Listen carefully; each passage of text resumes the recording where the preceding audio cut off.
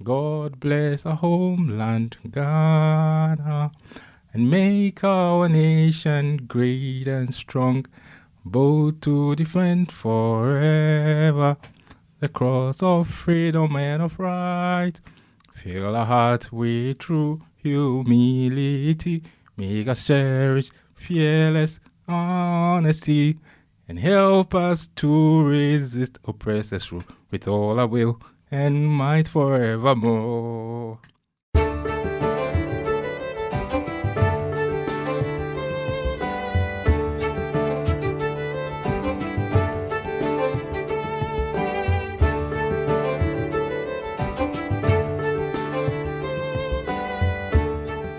Hello and welcome to In the Diaspora with me, David Chisanga.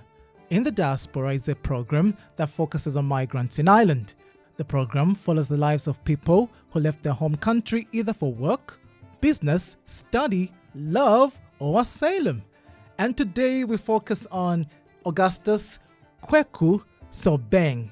I believe I pronounced those names very well. Sure you did.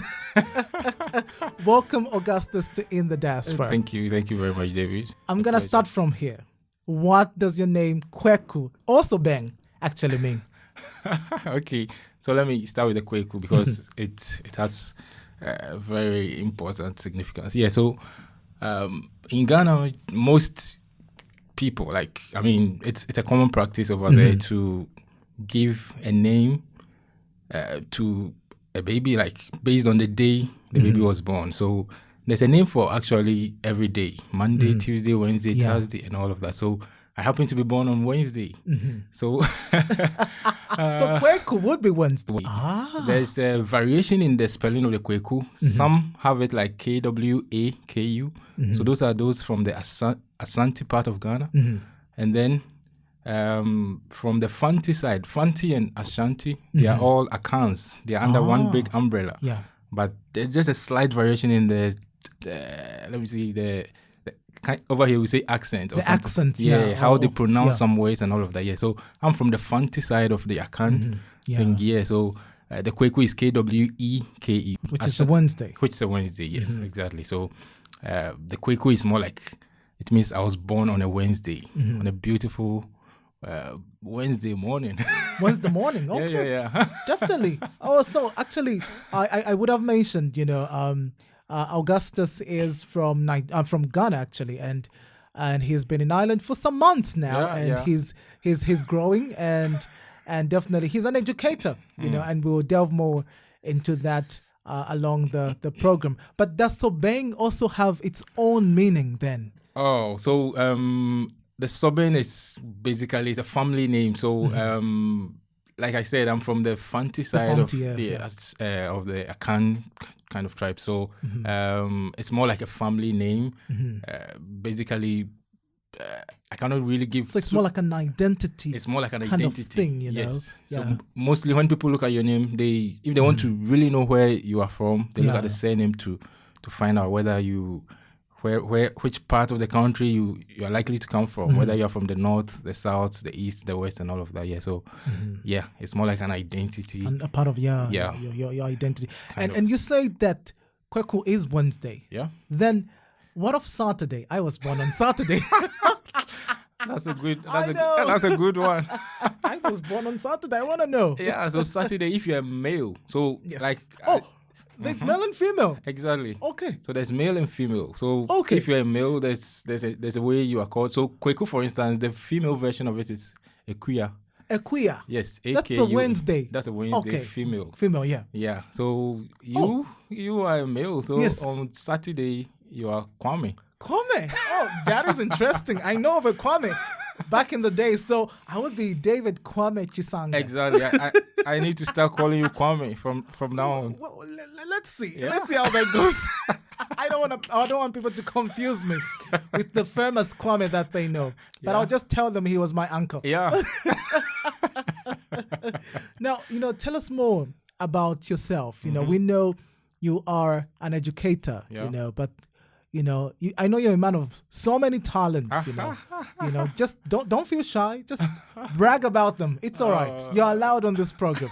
Please go ahead. All right. Thank you very much. So let me take it from the academic side of things. So I'm actually here to do my master's, my PhD, and all of that. So way back in my home country, I was teaching for like for a number of years. Let me say like 4-5 years and over and all of that. So I've had some experience. I first had my experience in teaching when I was doing my first degree in Ghana. Usually when we go home on vacation, we're encouraged to do some kind of attachment, get some kind of experience and all of that. So I think one of my experiences, I had to teach in a secondary school, which was very close to my where I used to stay home. So that was my first experience. I taught a bit and all of that. And I think I loved it. So anytime I got the opportunity, I just took it, even if it's voluntarily, just kind of thing. So after university, first degree, I got a chance to become a teaching assistant in my school. And so I had some experience teaching university students and all of that. So after that, there was a gap. I got a scholarship to study in the UK. Study abroad, to do my master's. And then when I got back home after that, I went into teaching again. So I was teaching in the secondary level and all of that for a while before I go here. So that's for the academic stuff. And aside that, so what were you actually teaching then? So my field is geography. In the field of geography, so it's one of the things I used to teach. And then aside that, I also taught ICT, computing. Oh, the ICT, the IT. That's also one of my passion. I'm not extremely professional about it, but I know some stuff, the a basics, lot of stuff. we can say, exactly about it. So it's something that I love to teach about and all of that, and also some English as well, and music. Music. Let's delve more into music then. Rumor has it, or you can confirm or dispel. Rumor has it that you can play a piano. Oh. So it's one of my passions. Just like you have great passion for all of this. I think there's rumor that you are also a musician, but we'll get to that question later. When you give me the chance to ask you a question. I hope that chance will come.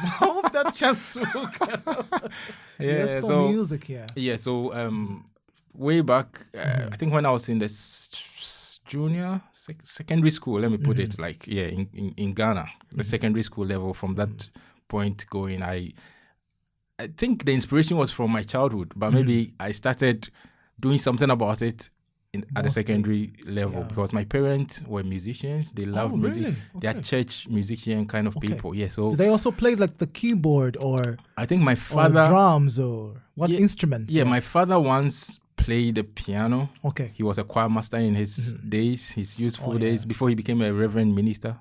Okay. At the church. So all right. So you are a pastor's child. Exactly. We call them PK, pastor's kid. Oh, yeah. A preacher's kid. Okay.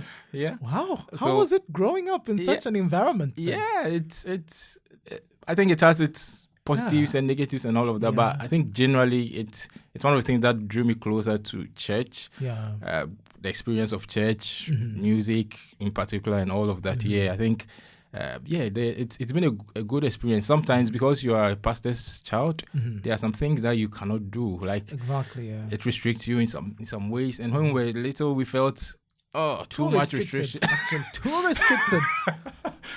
But when I grew up, I think it's probably it was a good thing because it helped to check me and all of that, and to shape your character. Really. Okay. So I think that's where the music thing came from, and then I got to develop it. My dad actually got someone who taught me the basics of playing the piano and all of that.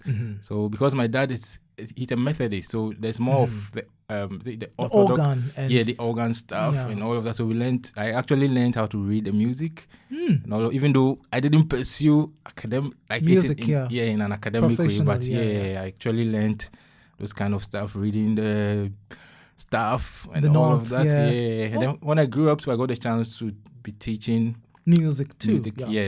And then the choir, that was like an extra thing I did at church, teaching songs, teaching them how to sing and all of that, like the choir kind of thing. So it's something I love. I love to do anytime I have a free time or anything do like some that. music. Yeah. All right, so I'm gonna put you on the spot, Augustus. We don't have a piano in studio. What we have is you, and so you are an instrument as well. Yeah. So I'm gonna put you on the spot, and you will sing for us the Ghanaian national anthem. Oh my God. Okay, I'll try.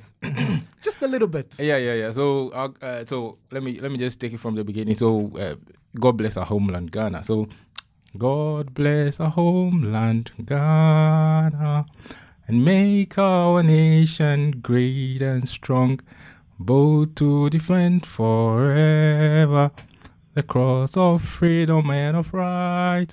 Fill our heart with true humility. Make us cherish fearless honesty, and help us to resist oppressors' rule with all our will and might forevermore. And help us to resist oppressors' rule with all our will and might forevermore. I try not to forget some of the words. I hope I did. That was good, Yeah. At least, that's your nation anthem. It's actually in English, so there's no need to translate. There's no need to explain to anyone. Pretty much it's clear. Yeah. Well, good. You're listening to In the Diaspora with me, David, and I'm speaking to Augustus.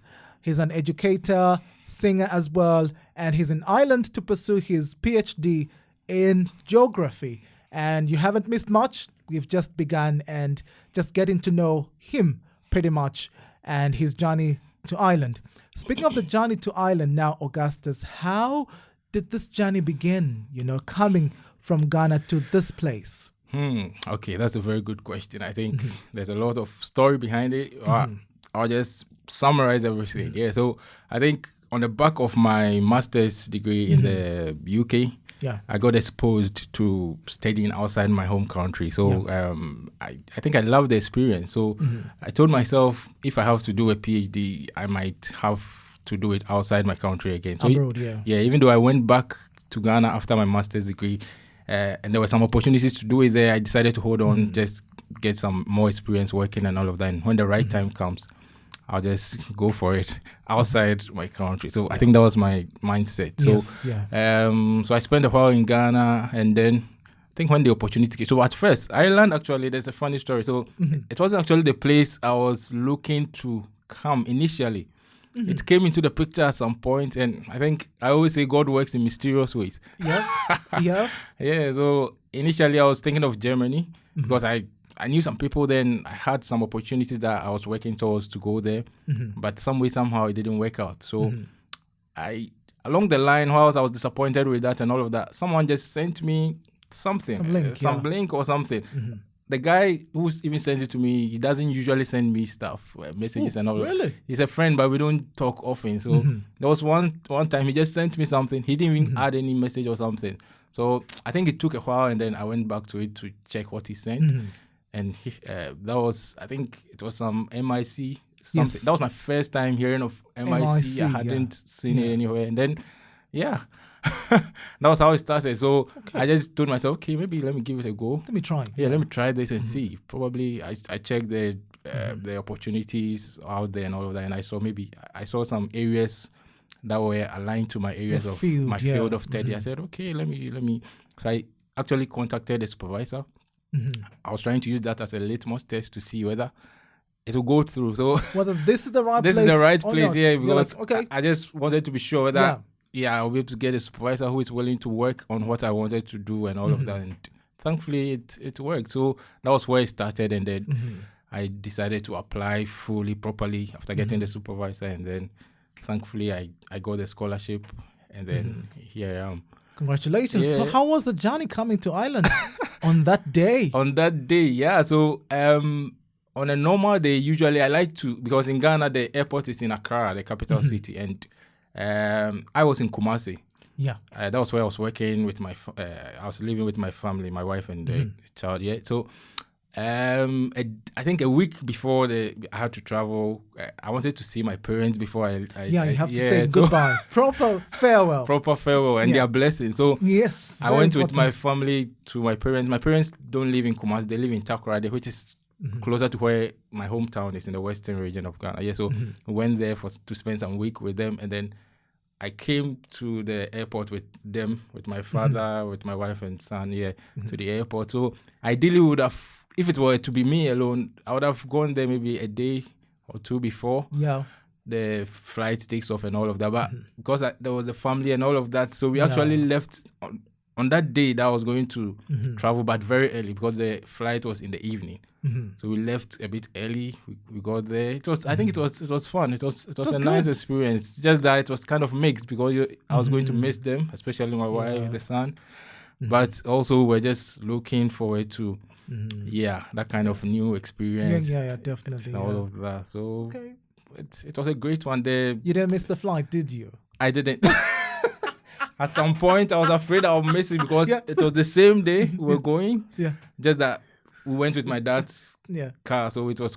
I wasn't too afraid. If it was a public transport or something, I would have been scared that what if we delay on the road and I didn't miss it. And I think the journey was good. It was quite long, but we made it. And when you arrived at Dublin Airport, how did you feel? Yeah, I felt great. The weather was completely different. Okay. Probably maybe because I've had some experience outside. In the UK, it wasn't too shocking. Surprising, but it was still kind of different, very different. And then, different people. I mean, different kinds of people walking around and all of that. The airport, I think the airport is quite cool. A cool place. Yeah, I think it was a daytime too. So great, you could see. Yeah, I could see a lot of things around. The sun was shining a bit, which gave me hope that the weather was good. But when I got out, I love your hope. I love your hope. Keep hoping. Are you still hopeful though? Yeah, it gave me some hope. I thought, good weather. But when I got out of the plane, I said, no, it's just a deception.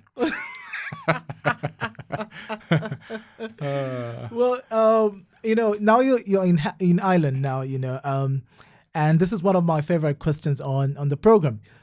Just mention 3 things that you've come to like, about Ireland, and we'll count together, Yeah. Just 3 things that you're like, okay, these things stand out for me, about this country. Yeah. Okay, so I think one of the first things I will mention is the people. I think the people are very warm, accommodating kind of people.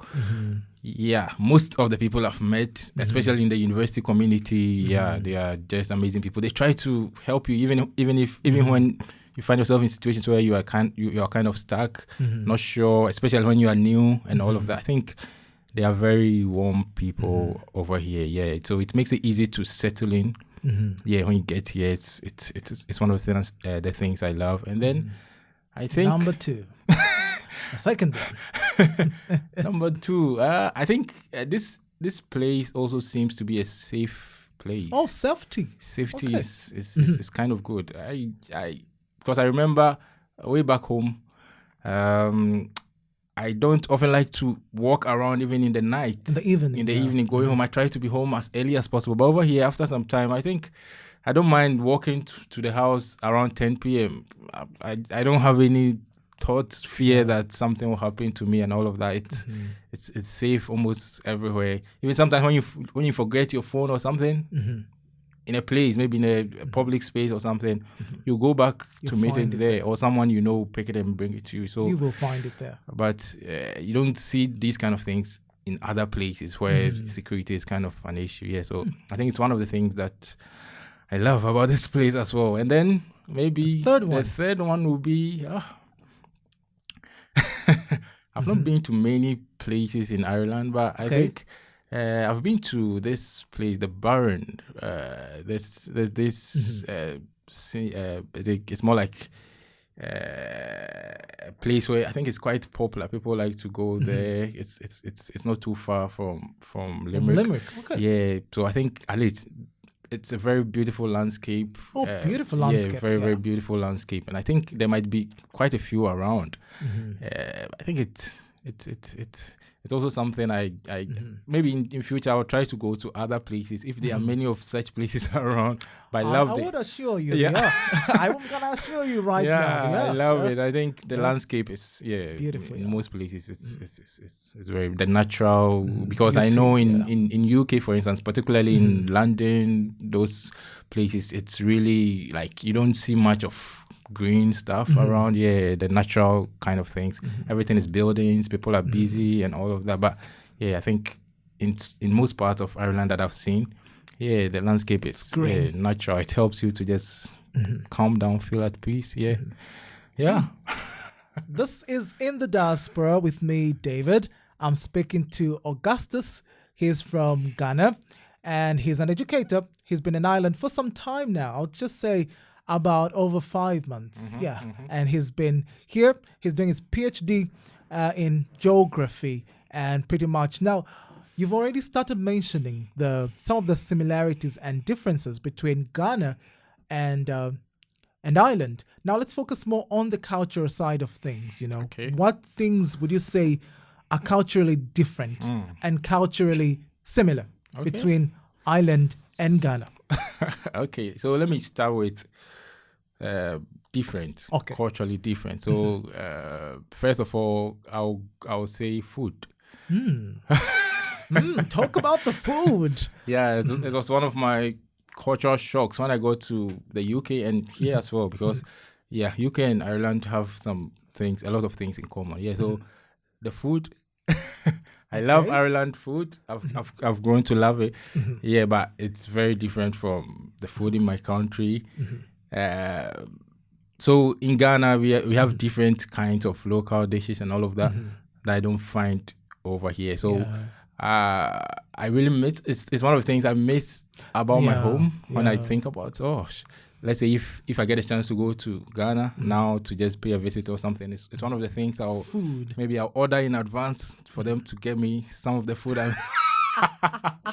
You have to be careful though. Your system would have changed. It might be shocked. That's the thing. So I think food is one of the things it's different. Even though the food here, I've tried some of the food in Ireland and I'm loving some of most of them.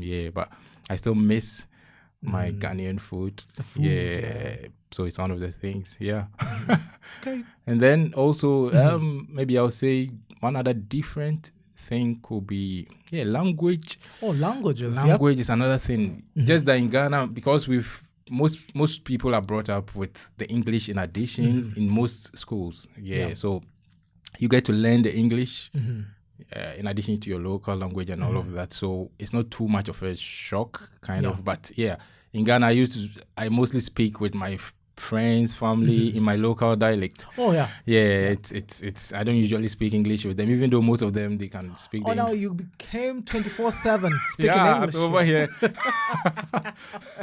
Yes. Over here, the English is like dominant. I use it everywhere. I speak with almost everyone, except just a few people who come from Ghana who understand my language that I can speak the tree with them. But so that's also something different. But similarities. I think. You see, earlier I talked about the warm nature of people. They are welcoming, very welcoming, accommodating, and all of that. I think it's also a trait in most Ghanaians. Usually when you're a stranger in Ghana, I think you wouldn't really be too stressed out. People like to welcome even strangers much better than their own. I want to go to Ghana. Let's go to Ghana right now because I know I'll be treated way better than you. People treat strangers very, very well, especially when they realize you are you are trying to, you don't know your way around, and someone will even volunteer to show you the way. If maybe you are lost, you need to find your way out there and all of that. People have time to dedicate, spend on people, even when they don't know them. I think it's one of the things. I love. It helps calm people down. Any other similarity you'd think of? For now, similarities. Okay. I think this might not be a similarity, but it's more like 50-50. 50-50 is good. 50, so middle ground. So church, religion religion. 50-50. Yeah, religion is, I think, especially in Limerick, I see a lot of religious buildings, symbolic ones, old buildings, Roman Catholic buildings, and all of that. There are some of them in Ghana. You see, because of colonization and all of that, we have a lot of these kind of buildings. The similar structures For most churches, especially the old churches, the Roman Catholics, the Anglicans, Methodists. You see, because of the influence of colonization and all of that, we have some of those similar structures in Ghana. So when I saw some of them around, I said, "Oh, this looks familiar." Yeah, this looks familiar. Yeah, yeah. But then the different thing about that is that in Ghana, just like many other African countries, we are very religious. So so many people go to church. Attendance is really high. Most people don't joke with their church going and all of that. Some people even go to church during weekdays and all of that. Yeah. So, but I think over here, it's not very much like that in most cases. Yes. I think you find most of the older people attending church over here compared to the younger people, because most of them are out for work or money stuff and all of that. Yeah. So those are some of that's the different thing in relation to the church aspect that I can talk about. Yeah. You spoke about structures, and I'll use your background, which is geography. So in terms of the structures, the housing structures, how unique or how similar are they? Let's become more geographical in a sense. Yeah, so in terms of the building structures, in terms of the architecture. Were you shocked?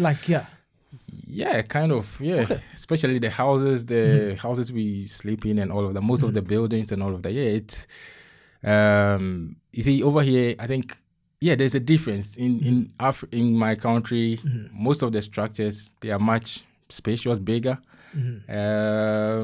You see, most buildings can contain many people. Sometimes the whole family of because we have large families in Africa, so sometimes the family can be of about 10 people, 10 or more, Sometimes the grandchildren and all of they join the family too. Extended family. So the houses are mostly bigger, spacious and all of that, But over here, I think most of the buildings are much more like smaller in size, and then I think most of them too are kind of like old buildings, and then maybe they keep working on them, putting things in place and all of that. But in my country, I think. And then also over here, I'm told it's not. I'm told. I know it's way expensive. Building stuff and all of that. So I don't know if that contributes to the kind of structure. The kind of structures. Maybe people having to put up new buildings and all of that is going to cost too much. But in my country, you see a lot of construction going on almost every time. So there's that kind of expansion. People are able to afford building in my country. Even though not everyone, like in terms of financial ability, but most people are able to afford buying a land and then later on maybe putting up a structure for their family, a spacious one and all of that. All right. So as we near the end of the program, Augustus, I know you miss your family, and I would like to find out, how do you keep in touch then with your family? Oh, good. And how often? Good question. So often is daily. Oh, daily. Daily. Okay. Maybe I have to say, even with a daily, sometimes in hourly intervals or something like that, as much as I'm depending on how available your day is, how my day is, because it's not very easy leaving your family. It's actually a sacrifice, having to leave your comfort zone with your family, and then you are in a new country studying without them and all of that. So I do my best to always keep in touch, try to find out what's going on, so that at least even without your physical presence, your presence is still felt. Yes, so that I think it's very important for the family dynamics and all of that. So I try to keep in touch daily or hourly. Yeah, sometimes in a day I can speak with them, like especially with my wife and the small son. Yeah, I can speak with them like about 3 or 4 times in a day. Sometimes just a quick call just to check what's going on. Sometimes to a longer one just to find out how the day is going and all of that. I think technology has been very important in all of this, because without technology, maybe I would have had to write a letter and then post it or something. And then it arrives after a week, maybe. Or never arrives at all. It never arrives, yeah. So I'll take it's WhatsApp then. Yeah. WhatsApp has been very good. Video calls, voice calls, messaging, all of that. That's for just family, even the extended family then. Yeah, even the extended family. Most of them use smartphones, and so I'm able to get in touch with WhatsApp. Yeah. Sometimes too, I'm able to, for those that I'm not able to, for instance, my mom, you see, she's quite old and she's not always on WhatsApp and all of that. So there are times that I need to actually call her directly. Direct call. Yeah, so sometimes I have some. But isn't that expensive? That's very expensive. So sometimes I think my mobile subscription gives me some minutes, a few minutes, 100 minutes or so for international calls. So when I get that, I just use that to call those specific people who I may not be able to call through the WhatsApp and all of that. Wow. Yeah. So I think that's how I'm trying to balance things out. Yeah. And the communication. Well, it's been a pleasure to have you on the program today. And now, anything else you'd like to share with us about yourself, about Ireland, about Ghana? Maybe where should we come to Ghana to visit? Oh, okay. Maybe I'll take that question. So yeah, like I said earlier on, Ghana is you meet a lot of friendly people who are very welcoming. That's one thing. There are very nice places, nice tourist attractions in Ghana. I can mention a few of them. Spread out around the country. So if you're in the capital city, which is Accra, like obviously that's the first place you be. When you get to Ghana, because of the international airport and all of that. Yeah, so there are a few nice places over there. We have the Kwame Nkrumah. Earlier on we talked about Kwame Nkrumah. You are just trying to throw stones in my direction. I need to start from that point. Since you share the same birthday with him, the Kwame thing, you need to go there and prove to people that he's your uncle. Yeah, I think so.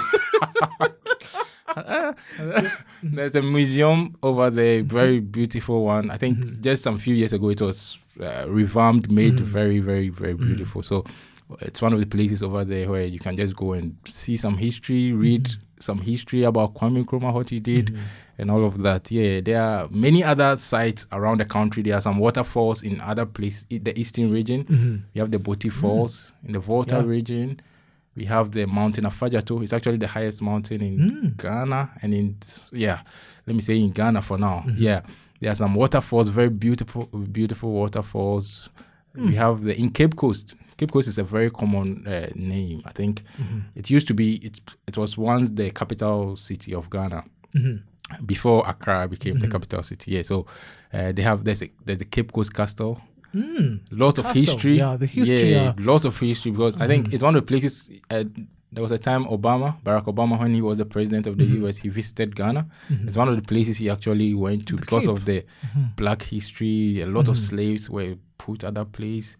All of those stuff. So I think it's one of the places. It's a solemn experience, but I think it's good for an African, especially, to have that kind of experience, to try to find out how the slaves, the experiences that the slaves went through and all of that. So I think it's spread out all over the country. There are almost every region of the country. There's something that you can see. In Ashanti region, where I used to stay, there are a lot of. It's a very culturally vibrant place. We have the Ashanti Kingdom, the Ashanti people themselves. So much history. The Kente. They have a festival, Akwesidaye Festival. It attracts so many people from across the globe and all of that. So, all right, we're looking forward to being in Ghana soon and to be at a place of my uncle. Exactly, you need to. All right, thank you very much for coming to the program today. We really appreciate, and it was good to have you here. Thank you so much. And thank you for listening to In the Diaspora. I was speaking to Augustus Kweku Sobeng. He's from Ghana and he's here at Mary Immaculate College pursuing his PhD in geography. And he's an educator and he's been in Ireland for over just about 5 months.